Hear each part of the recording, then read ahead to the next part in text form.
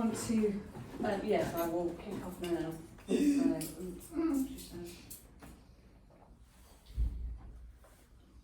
Just want to get a connection. You will.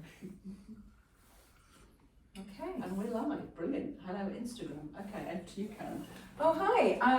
I'm welcoming Lin Cheung to do a short talk about her exhibition at Cupola Gallery that is on until the 11th of November. It's called Connections and Associations, and Lin has very kindly come today to tell you what it's all about. A bit about her work history, the process of how she makes these wonderful paintings, and what the inspiration is for this current body of work. Thank you very much, Lin. Thank you, Sarah. Okay, so I'll just tweak this slightly so that hopefully stay in view. So, welcome everybody. Thank you very much actually for turning out on what's a slightly damp, foggy day. Very much appreciate it. And I'm going to keep my notes with me. So I'm just a security blanket because I've not done this talk before, so it's always quite useful to have the notes to hand. I'm going to talk probably for about half an hour to 40 minutes, something like that, which should give us plenty of time for questions at the end.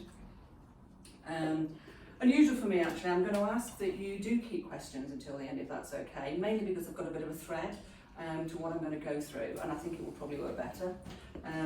What I'm going to do is start with some what I call kind of cardinal moments really, I think, in my creative journey. And I'm going to start by telling you some stories, one of which starts with when I was about 4 or 5 years old and an Easter bonnet. So, my mum flips a bedraggled pink crepe flower back at me across the table, and she says, "Nah, that's not good enough." And I'm sitting there and I'm feeling quite anxious, and I know I'm in trouble because actually I forgot the Easter bonnet competition at school. I don't know if anybody else had this when they were at school, yeah, the yearly annual Easter bonnet. Everybody has to trot in with an Easter bonnet that you've made. So I'm there, I'm sitting at home, we're in the kitchen, I can remember it really clearly, the lights are flickering, there's still the smell from dinner, I'm on this really hard and comfortable chair, my legs are swinging because they don't reach the floor because I'm only little. And my mum's sitting in front of me wrestling and sighing and grumbling with this crepe paper and sugar paper, and we're making these flowers.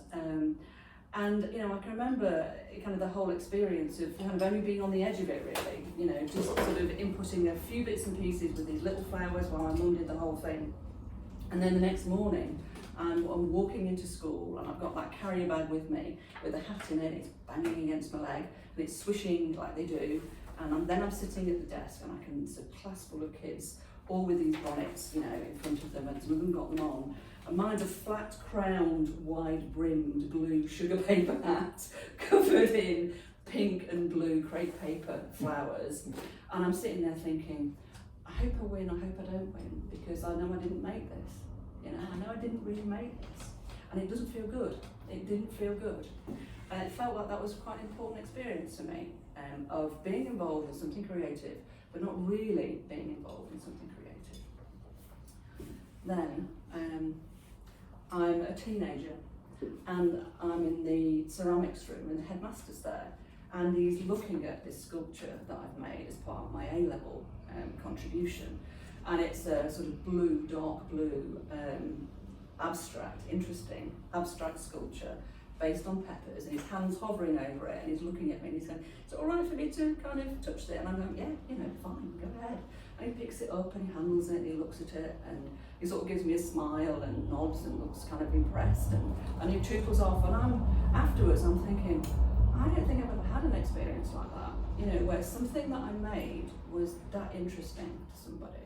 You know, I could feel the impact and the interest that he had in this ceramic piece that I'd made.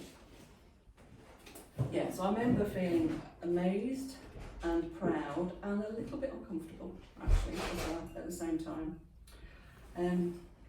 So I'm on the phone and my ear is really hot because I've been on the phone for about half an hour. And my sales manager goes, "Oh, just stop bloody arguing and do it, will you?" And this is my first job in sales. And I can remember a number of times we've had a conversation like that, because I'm arguing about something that I don't agree with. And I'm trying to understand it. I'm trying to get a sense of why I've got to do this thing, but I've been told to do it and I don't agree with it. And I know, I was actually pretty good at this job, but I was pretty bloody mouthy as well. and I think I wasn't very easy to manage. And you know, in the end, I actually got made redundant from the job because I think I said the wrong thing to the wrong person too many times. But I think it's a really strong example for me of, again, being squashed, where I was pushing back and wanted to say something and not getting anywhere, and how frustrating that was. What a frustrating experience. And everybody else has experienced anything like that? Yeah, it's not good, is it? It's not good. So, another story. At the door, and it opens, and in comes Pete with this big trolley with about 3 or 4 big cardboard boxes on them, and we've got a delivery. 3 boxes, and I feel this rush of excitement. The latest company magazines here.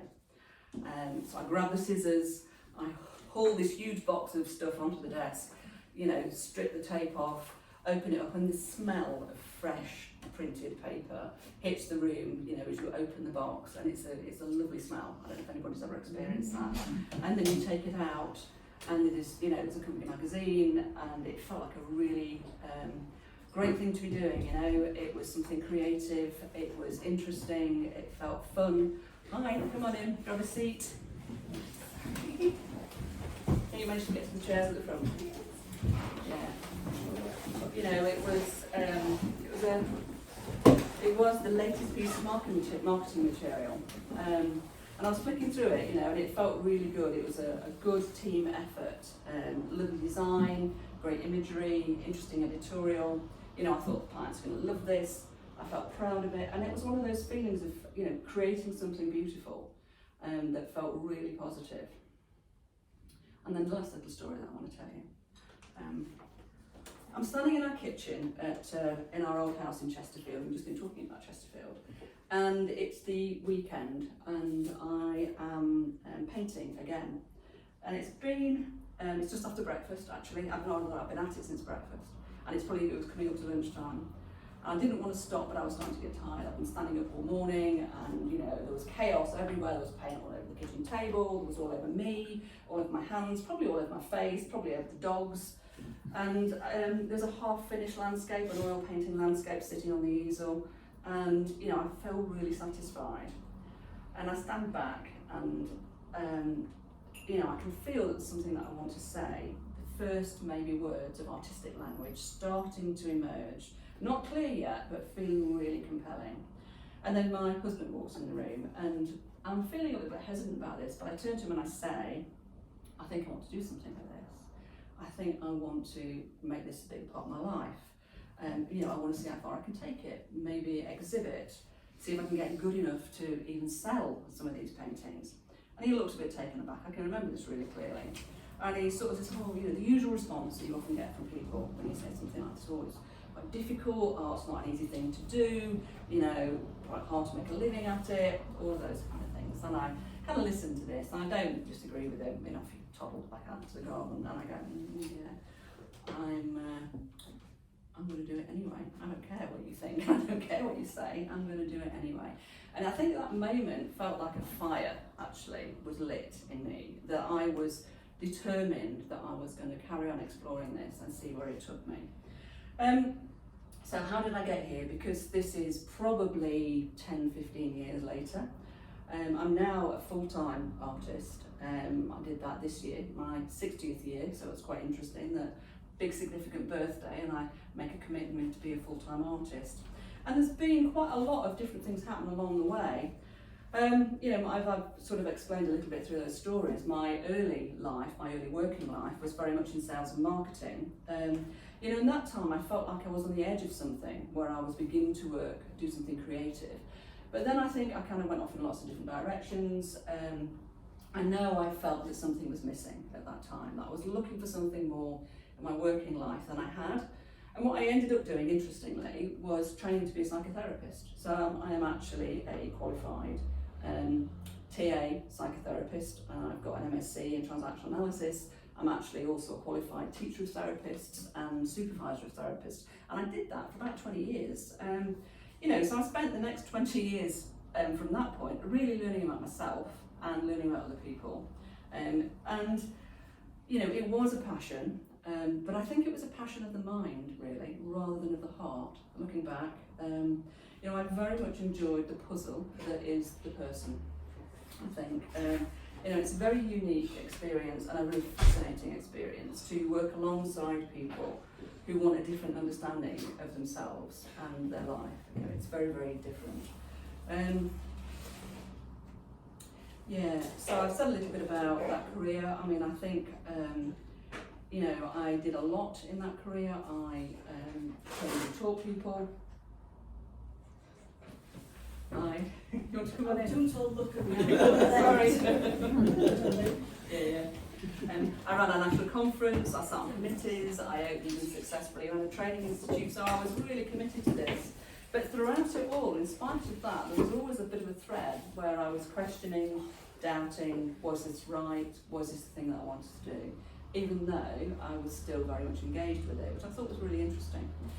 It was actually a conversation with my therapist about how I was going to manage the impact, the emotional impact of the work on me, because it does have an emotional impact, that led to us talking about doing something that would be a counterpoint to this kind of work that I was engaged in.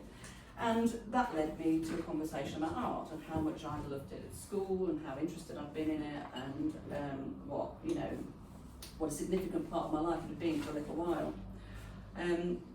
So that then led to me starting to explore, you know, what would art look like now as an adult. So I started to do some adult education classes. I went down to the local authority. I think it was run by the local authority, and it was, you know, it was a small class. It was okay. It wasn't great. It was okay. And then I was on holiday in the Isles of Scilly, and I was just walking past an art studio, and there was a big sign in the window saying art workshops.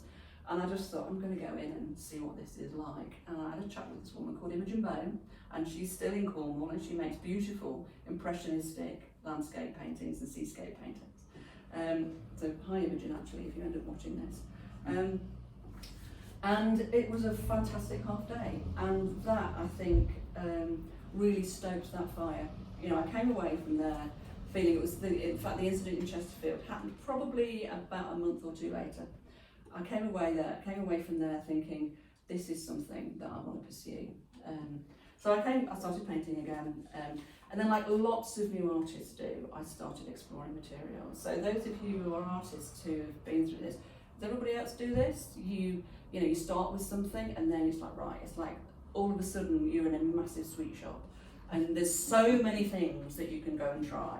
You know, there's pastel, and there's oil pastel, and there's charcoal, and there's watercolour, and there's acrylic, and then you can mix them, and you can do this, and you can try different tools, and my God, you know, there's so many different things that you can do. So I got really excited at this point, and did explore an awful lot of things, doing lots of workshops with different people, not always straightforward, a few bumps along the way, actually. I can remember a not great workshop with somebody who will remain nameless, out of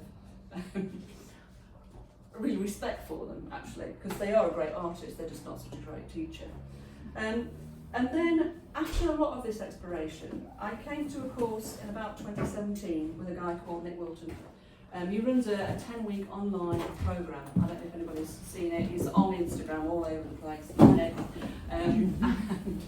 And it's a good course. It is a good course, you know. And what it gave me, I think, was some really good, solid principles about how to do abstract work.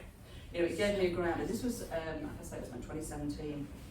I followed it up with some one-to-one coaching and a critical discussion group. So, and that really helped me, I think, consolidate and build on what I'd learned from Nick. It was really useful. And it was a turning point, I think, in terms of my work, in terms of understanding my process and what's important. Because I think what I got from that was a really key sense at that point of what some of the elements were in my visual language. You know, what my shapes were starting to look like, what sort of colours I liked, what the lines were like, what sort of role that they would play in my work. And I think with that, I was able to then carry on exploring and really getting a sense of the direction that I wanted to go in. So what about now? What are some of the key things that underpin how I work as an artist now? So I want to move on to that a little bit and talk about the work as well, and more having given you a bit of a potted history, really, of me and how I got to be here. And I guess why my passion, I think, is all about self-expression. You know, and you've heard some stories where self-expression wasn't allowed, and where actually self-expression was given some accounting and some notice, and how important that was.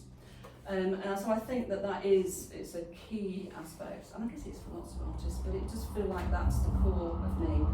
And it's also the core of how I teach as well, and that's what I'm interested in doing with people that I teach.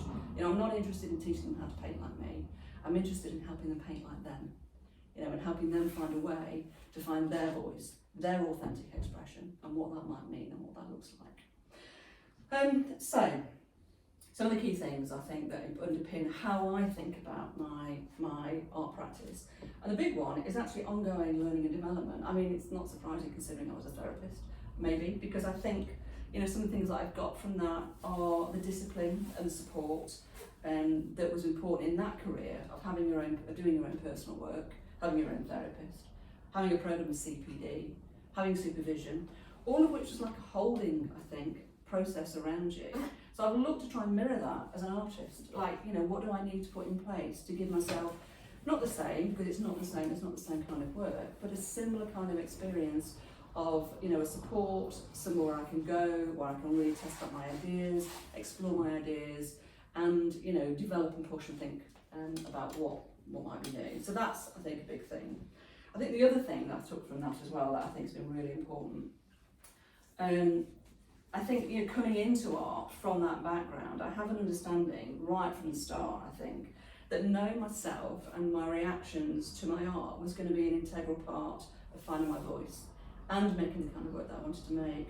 You know, there's 20 years of unpicking my own reactions to what was going on around me, you know, to the relationship that I've had in the moment with a client or with a student. You know, it's made it so much easier when I'm thinking about my own work, because I think it's made it easier to tune into my intuition. If there's impulses, those moments of, well, what if I tried that? What if I was to do this? What would happen? You know, and I think that is a very large part of how I work, following a kind of an intuitive sense of what to do next. So in terms of what I focus on, I focus a lot on mastering, I think, materials and skills, because I think that's that 10,000 hours thing, isn't it? You know, if you've done it for a really long time, you get good at it, basically. If you know what you're doing, you're good at it. And so I spend quite a lot of time in exploration, actually. I'm very much a magpie when it comes to new materials, new tools, new ways of working. I like to explore and experiment with new processes, and I bring those into my work a lot, actually. And you can see, you know, in this room, there are 3 very different processes in evidence. There's this work, which is for the benefit of people who are on Instagram. I'll just spin that camera slightly. So there's that big painting there. I can't point to it, which is that's an oil painting. There's work like this, which is sort of expressive studies really on paper using acrylic and a whole load of mixed media. And then there are some acrylic paintings there on the wall back there, which are again a slightly different process too, where the acrylic's been used mixed with oil pastel and used quite a lot of glazing. So I like to bring in lots of different kinds of materials and processes in terms of how I work. I think the other thing that I think is another underlying thread, which is an important part of my practice, is around things like resilience, resourcefulness, and what I call kind of creative fitness. You know, when I think about that as being able to manage the ups and downs of the creative process. Because sometimes you're going to the studio and it goes really well. You know, I'll start with something and it flows, and I might make a painting or get, you know, a significant way through a painting, maybe in, you know, half a day. And there'll be other times when I work on paintings for weeks and weeks and weeks and weeks, and it just goes nowhere. And I think one of the things that I've found to be important about that is to not let that affect you, not let that affect your belief in yourself or what you know about yourself and your work and how you're creating. To know that it's part of the process, and in fact, it's probably an opportunity to learn in that somewhere. You know, there's something happening, and in that process, in that relationship with whatever is happening between you and the work, where there's something maybe, you know, that could be learned from whatever it is that's going on, either about yourself or about how you're going about making the work. So I think, you know, having the resilience to face those experiences and kind of just go through them is really important, I think, for lots of artists. Okay, what else? And then, yeah, studio and art practice. So what does that look like? You know, do I work in the studio 2 days a week? Do I do, you know, mornings? Do I do afternoon? How does that kind of pan out? Well, I'd like to think sometimes I could have a more, I don't know, fixed way of working, but it actually doesn't really suit me, because, you know, I think I respond a lot to my energy, to my internal sense of what feels right. So, you know, a typical example is on a Sunday morning, I get up about 6:30 to let the dogs out. I'll tootle into the kitchen, I'll make a cup of tea. I'll go into the studio and I'll sit, and I've got a sofa that sits in front of my work. And I'll sit and I'll start looking at the paintings, and I'll immerse myself in the process of what it feels like to look at them. And I'll start to notice things, and I'll start to feel a kind of pull. You know, and that pull is usually indicative that I want to get up and do something with this thing that I'm looking at. And that usually results in dressing gown painting. You know, so at 9 o'clock my partner will sometimes come down and go, "Are you ready to go out with the dogs yet?" And I'm up to my ears in paint, and they go, "Oh right, okay, so it's that kind of morning, is it?" You know, and that's kind of how the rhythm goes for me. Some days it can be like that. And I do find that one of the things that's been useful is to begin to get a sense of when my prime creative time is. And interestingly, it is first thing on a Sunday morning, and I think it's something to do with, you know, the week is clear, I've got nothing else on my agenda, you know, I've usually got Saturday out of the way, which is full of jobs, and actually Sunday morning feels great. But, you know, at the same time, I also like to schedule in specific studio practice days as well in the week, and mix and match really between that and running and teaching, running an art business and doing some teaching as well, which kind of goes alongside it. Okay, so that's a little bit of an example of what my kind of studio practice looks like. If I think about talking a little bit more about the work, what I've been understanding recently, I think, about how I work is that a lot of it is dictated by the materials and the surface that I'm working with, because it feels to me, I have this experience where that the materials and the surface have a kind of relationship, and that I'm part of that relationship, and that relationship changes depending if one of those factors shifts. So if there's a different material that I'm working with, or a different surface that I'm working with, then it's a different process as a whole. You know, it feels different, my response is different, and that results in different paintings. So these paintings, for example, are oil and cold wax on canvas. And in the making of them, this felt so much more. I felt like I really slowed down with these. Partly because of the way in which you mix oil and cold wax. You know, you lay out the oils, which is luscious and thick and unctuous anyway. And you've got cold wax, which is very similar. And then the incorporating the wax into the paint is a slow process. You know, you're using a knife and it's sort of buttery, and it takes a few minutes to mix. You know, as you're doing that, you know, it's almost meditative as I'm doing that. And then using a roller to spread the paint, which is predominantly what I use for these, across the surface. Again, that's quite a slow process. You know, moving in, is there too much texture there? Do I need to wipe some of that back? Moving back. So that was a very interesting experience, I think, of, you know, slowing right down and noticing how much, you know, that has an effect, I think, not just on how I paint, but also on what I paint. Because what I've noticed with these paintings particularly is there's a lot more space in them. It felt like I was breathing more slowly as I was working, and the paintings needed more space to breathe as well. And you know, most of them are, I would think, you know, I consider them to be quite spacious, with moments of quite intense energy and bursts of colour actually in them. As you know, in great contrast to something like this, for example, this study of acrylic on paper.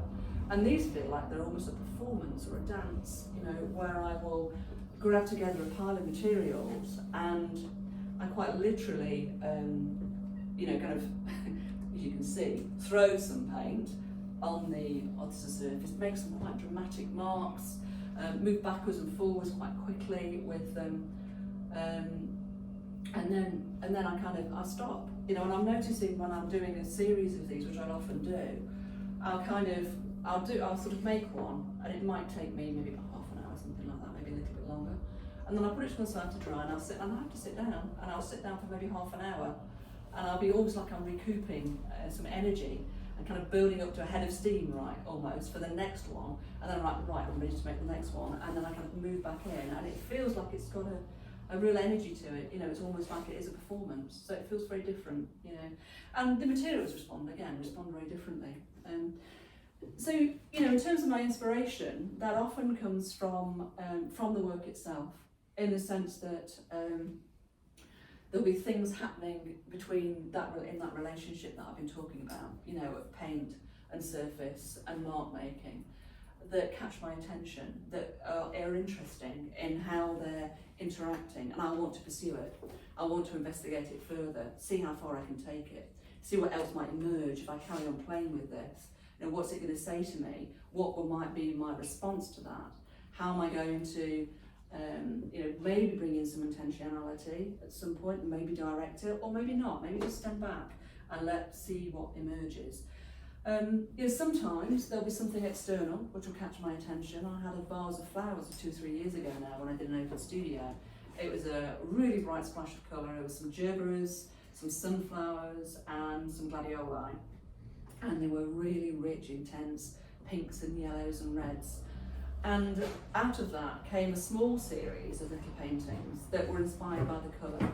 But then what happened was those colours almost, inspired me, really. The work on those paintings inspired me into a whole series of more work. And if I look back on the work that then emerged over the next year or so, actually, from that initial little burst of small pieces, that pink and the red, in fact, there's some there, on that wall behind you, yeah, just kept cropping up, because, you know, I've got paintings in my portfolio with these colours in, and every time I kind of looked at them, I was like, oh yeah, let's just take that a bit further. Let's see what else we can do with that. Let's see where else we can take that particular combination of colour. See what else it might lead on to. Yeah, so, so is there more to say? I'm not sure that there is more to say, actually. I'll say a little bit more about surface, actually. Yeah, because another example of that sort of process in action is some charcoal drawings that I did about 18 months ago, maybe 18 months, 2 years ago. And I think this is, I find this quite interesting how this process happens. So I kind of did a series of abstract drawings, and I got quite interested in the space that was around them. And then they led on to some drawings on paper, some small studies on paper using bright colours. And what I noticed about those was I was very interested in the first marks. They got really interesting to me. This kind of thing, you know, where you've got the drawing marks and the run of the paint. And I wanted to bring that across into my work on panel, on wooden panel and canvas. And then what emerged from that was a whole set of new processes where I started working on paper by putting paper on wooden panel and leaving the white space in the painting to capture those first marks. So I find it fascinating that, you know, a spark from 18 months ago over a period of a couple of years can result in you know, a whole development, for me anyway, of new processes, different ways to work. You know, like putting paper on wooden panels was a completely new thing that I've not done before, and using paint differently because I was thinning it down way more than I ever had done before. I've previously been working with really thick paint. So I think those kinds of threads, you know, weave into a whole, which always, to me, just feels fascinating. So at the moment, I've just got back from Berwick-on-Tweed, probably about a week or so ago, and I came back and I made a whole series of kind of quite exciting, expressive paintings that were very closely linked to the beach, but they've already taken a life of their own, and I'm starting to take them in new directions. And now I'm wondering, so what next? You know, where's this going to go? Who knows? So we'll see. Maybe come back in a year or so and see where I'm at. So that, I think, is it for me in terms of talking at you. I'd be very welcome any questions if you've got any. And in fact, actually, I'm not sure if there's anything on Instagram as well. So if anybody has got any questions on Instagram, please do post them and I'll see if I manage to catch them. And yeah, over to you guys. Anything anybody wants to ask? Or just comment on, actually. Yes. I've got loads of questions, but I'll just start with one. You did sort of touch on this. I suppose I'm really interested about the link between your psychotherapy kind of experience and the artist. Yeah.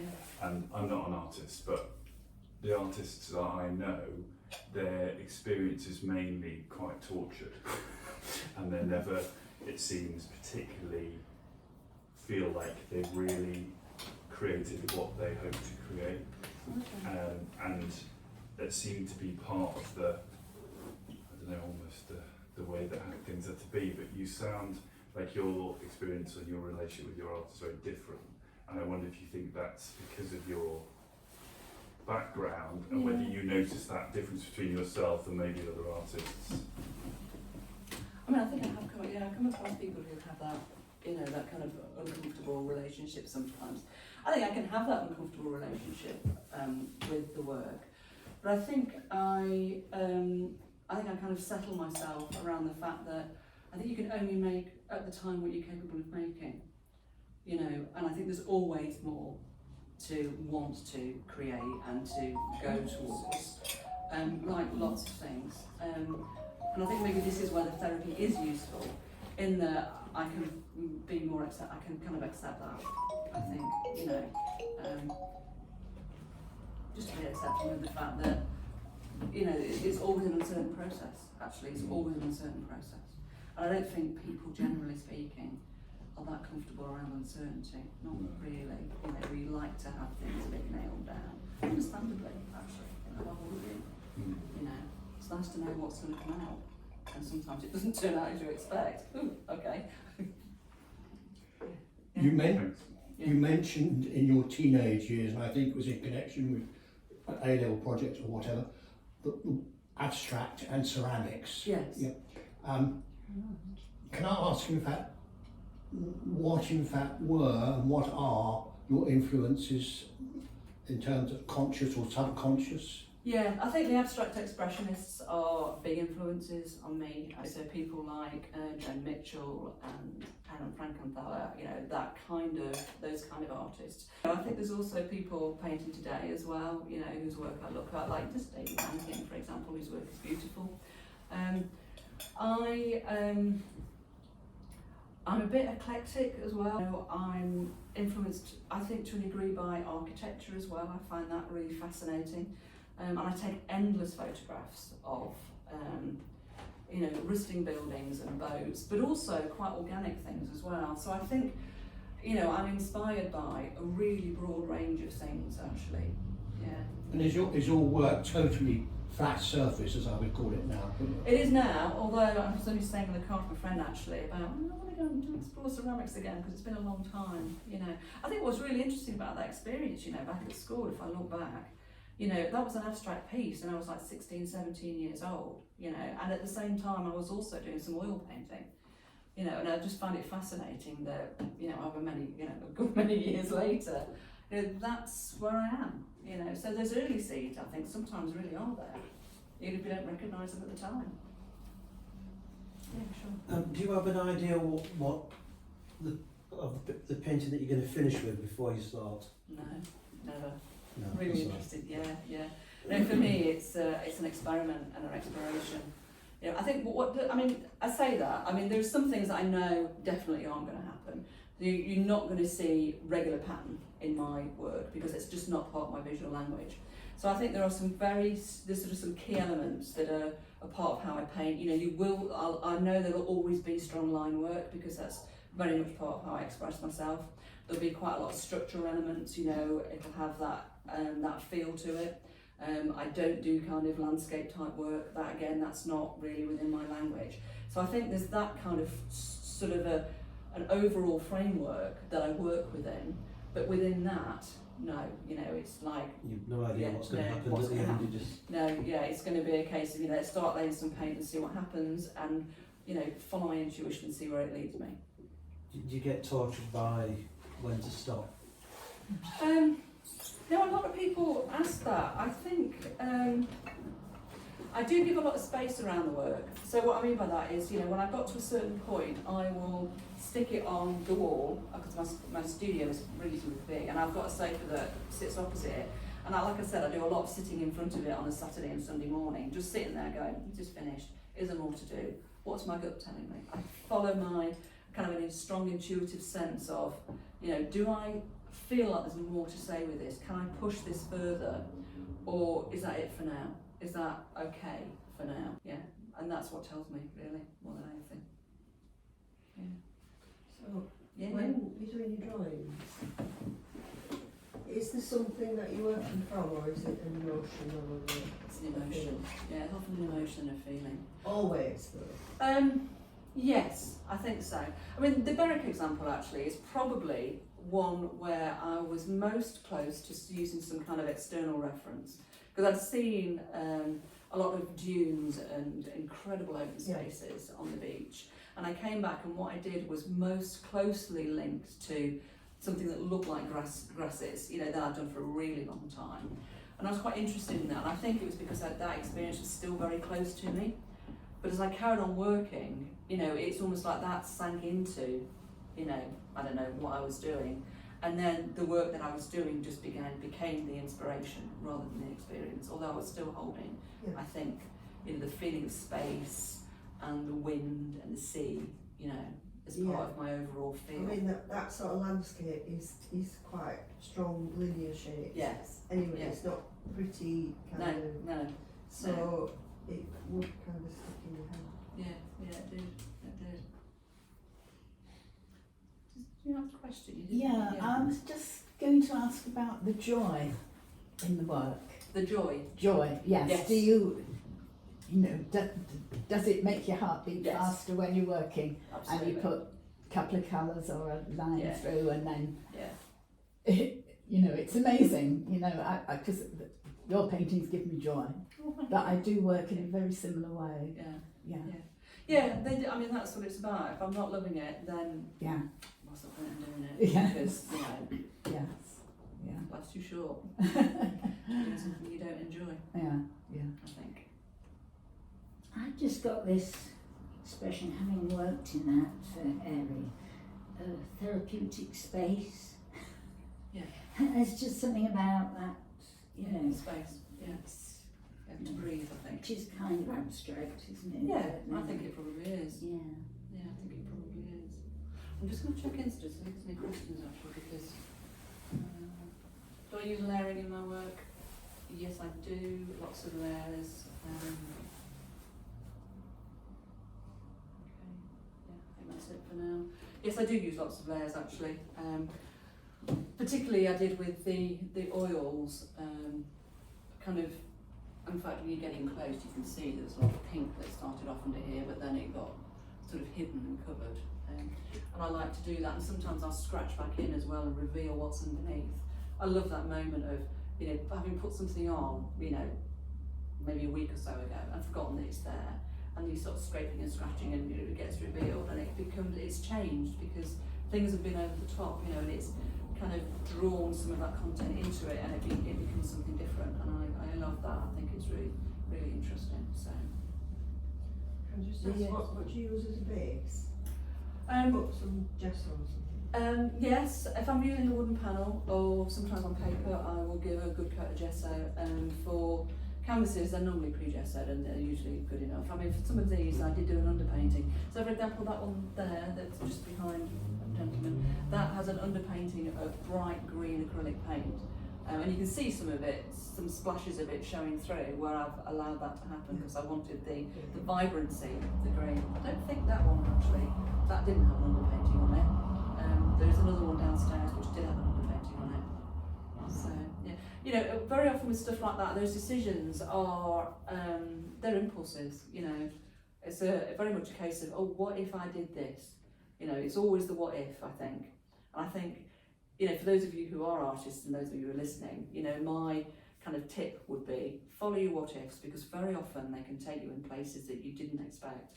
You know, even if it feels like a completely ridiculous idea, do it anyway, because you don't know what's going to happen, you know, and that's part of the fun, I think. You never know what might be just around the corner. So, yes.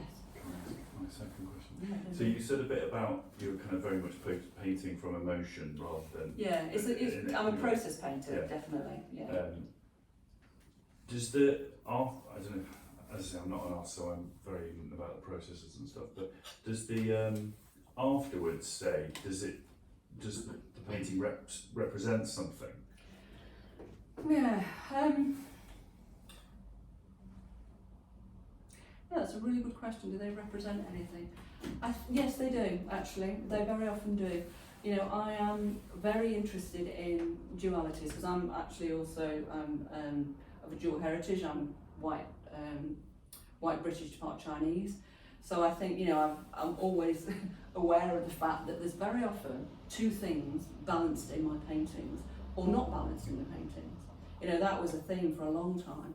And I think I'm really interested in contrast, containment, you know, energy and space in contrast with each other. You know, you can kind of see it, particularly you can see the two shapes on that one kind of there. You know, and there's a contrast again, isn't there, between you know, really intense mark making and then open space. So I think those sorts of things, that kind of meaning, is often in the work actually.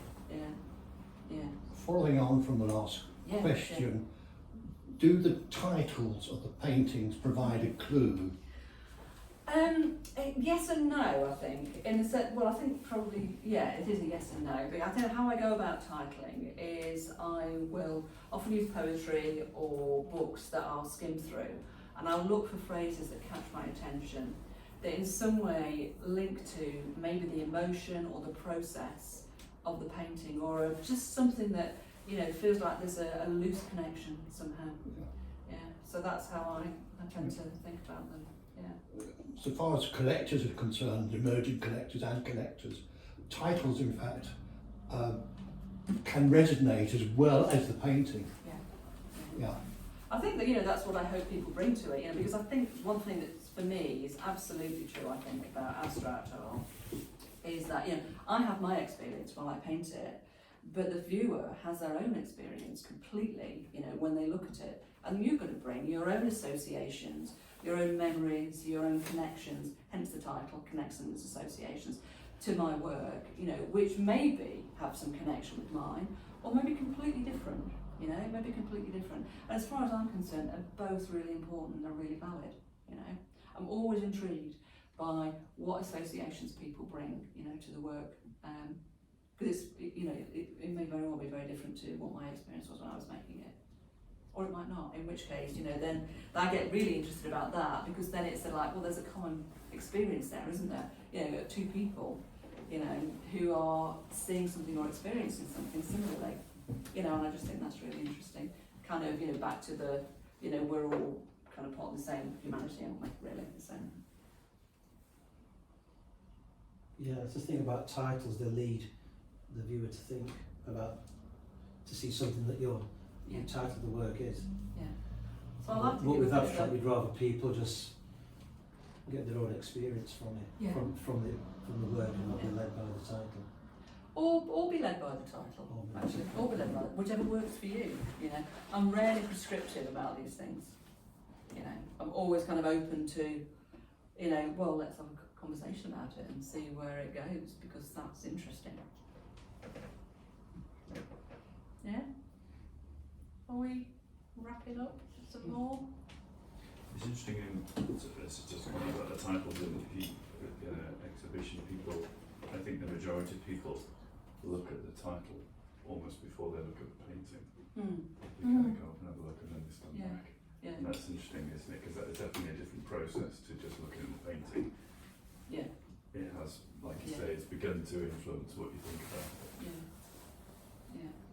Yeah, because I must admit, I've had experiences where I've looked at a painting and the title's not been clear on it, and then I've looked at the title and I've gone, oh, that's disappointed me, actually.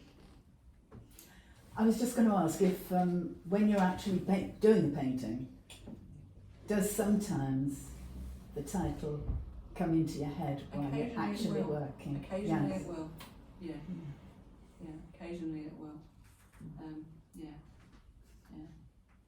or I might get a sense of a theme of something. So, for example, those pink ones, they're all about brightness. You know, there's one called Crazy for Strawberries, I think, and there's one. I think there's Crazy for Strawberries and Queen of Hearts maybe up there, something like that. I think those two might be cool. You know, so I wanted something that was all about that bright red and pink. Yeah. So. Okay. Yeah. Good. Thank you. Thank you. Thank you very much.